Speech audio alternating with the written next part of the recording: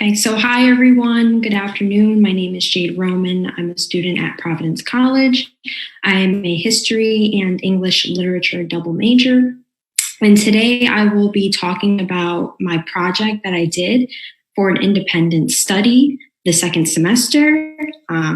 So thank you for having me.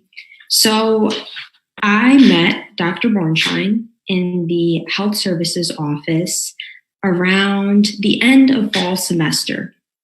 I went in because I had this really bad headache and it just wouldn't go away, and I had stuff to do and it was just getting in the way of my work. But we ended up talking about, how the semester was going and the things that I was interested in. And somewhere along the lines, I had mentioned that, I'm interested in mental health because that past semester, I had saw how mental health, specifically anxiety and depression, had affected the people around me and the people that I know and the people that I love. So Dr. Bornschein proposed this idea that I take an independent study with her and I would combat mental health with some type of contribution given back to the college. So originally for my project, I had laid out a plan. So what I wanted to do was I wanted to create a focus group that interviewed specifically minority students or people of color on Providence College's campus. And what we were going to do with that information was possibly create mentors, assign mentors to students to help them go through whatever that they were going through at the time. Or another option was create advisor-led or faculty-led counseling groups. So that was the original plan, but we were unable to do that given the circumstances of COVID-19 and the semester being canceled. So instead, Dr. Bornschein suggested to me that why don't you write articles to help students go through this pandemic? How can you help students cope with all of these changing circumstances and these last minute changes? Because it does take a toll and it does have an effect on an individual.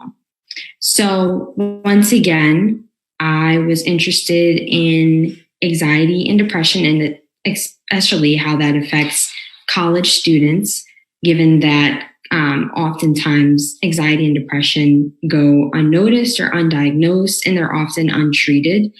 I actually have some statistics that I would like to share, just that I received from offline from the Anxiety and Depression Association of America. So 322 million people worldwide live with depression, and 15.7 million adults aged 18 and over experience a major depressive episode in 2014. And as you can see, if you can see my screen, depression symptoms are a wide range of things. And some of them include persistent sadness, anxiety or an empty mood, feelings of hopelessness, pessimism, feeling of guilt, worthlessness, hopelessness, loss of interest or pleasure in hobbies and activities,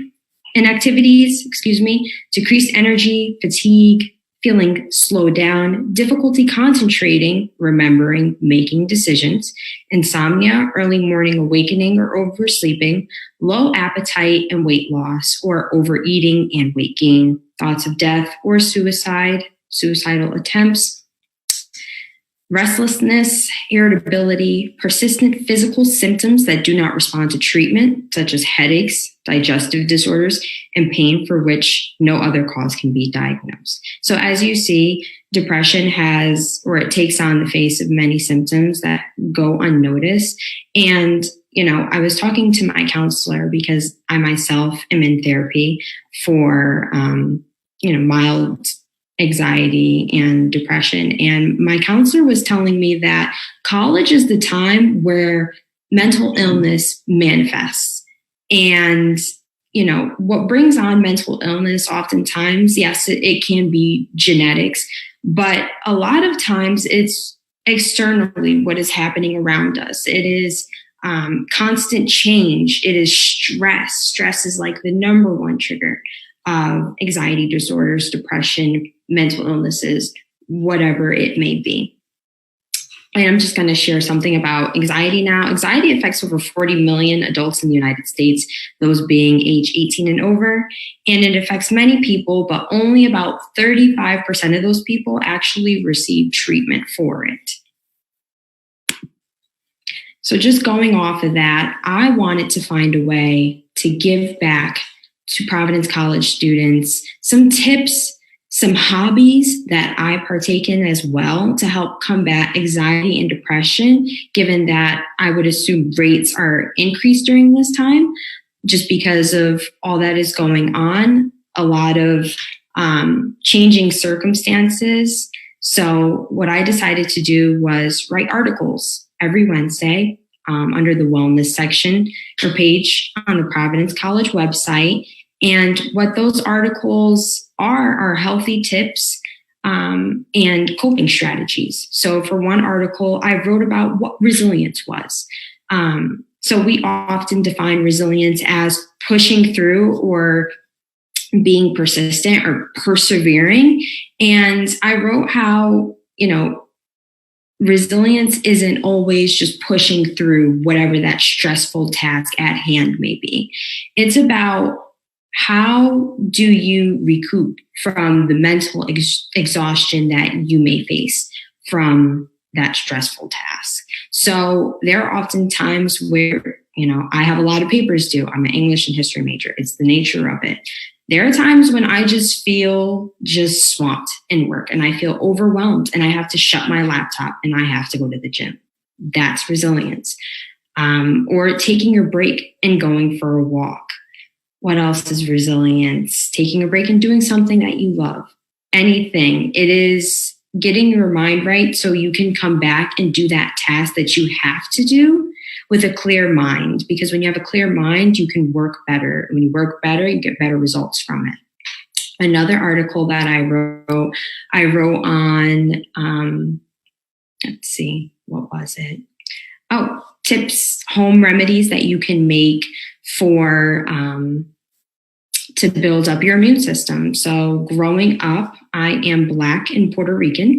So my grandmother is actually, she was from Puerto Rico, but she used to make this aloe concoction. Tasted god awful, but it would immediately restore your health if you were sick, if you had the flu. I kid you not. I swear by it. And I also did some research on aloe. Aloe is very good for gut health. And gut health is essential for your mental health because the receptors in our gut go to our brain. So it's very important to eat things like yogurt. It's very important to, clear out your insides because gut health is essential for our overall well-being. So one treatment that I suggested was making salida, and that in Spanish is basically just aloe. And what it is it's aloe blended up with some honey and some lemon. And you can take that if you're sick or if you're not sick. So I've been trying to take a shot daily since the pandemic. Just for other health reasons, I like to eat well. I like to exercise, but it's also really good for your immunity. And it's also very good to clear out whatever ailment that you may have. So long story short, I am combating what is going on right now in society during these unprecedented times through my writing. I love writing, and, I want to leave Providence College with having contributed something back to students, something positive, something that will help other students face or deal with whatever that they are going through, specifically mental health, because I myself am affected by mental health. I think we all are in ways, whether that's moderate or that's extreme. So thank you. Thank you so much, Jade. That was thank you so much for sharing. It was really inspiring. And we just have one question, which was, are you planning to continue some of this work And are you planning, or what's next for you? Okay. The what's next question. That's like when you ask a college student, like, you're graduating soon, so what do you do with your life? And you're like, don't know. But so I plan on continuing to write articles. I think, actually, spoiler alert, this week I want to write about online therapy sessions that are offered. Insurances cover them, or you can get them at a discounted rate if you're a student because of the pandemic that's going on right now. So that was something that I was unaware of. So I definitely want to write an article about that so students know resources that Providence College is covering, and outside of Providence College that's accessible to them online. And as for the future, career-wise, I want to go into teaching. I love children. I definitely believe that education is key to success. It is key to overcoming your hardships in life. I come from a middle, low class family. So, knowledge is power was what my father always used to tell me. And I think what he meant by that was, when you are educated, it opens up doors to resources. It opens up doors to opportunities. And as I got older, I saw that. And that's something that I definitely want to give back to my community. I plan on working in an inner city, just because I want to help someone like me.